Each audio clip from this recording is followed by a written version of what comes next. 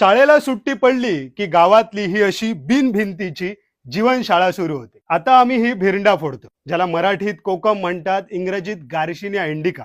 याचं traditional processing आज आपण समजून घेतोय.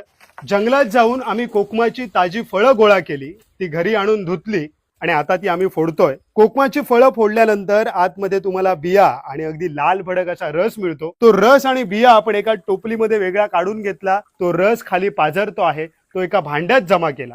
आंबट रसात गावठी मीठ टाकून कोकम 3-4 दिवस रोज भिजवून सुकवली की उत्तम प्रतीची सोलं बनतात.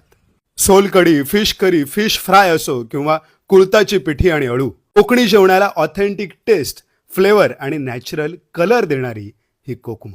कोकमच्या ताज्या फळात साखर भरून उन्हात ठेवली तर उत्तम सरबत सुद्धा बनतं. बाजारातील सरबतापेक्षाही युनिक फ्लेवर, नैसर्गिक रंग आणि सुगंध असतो त्याला.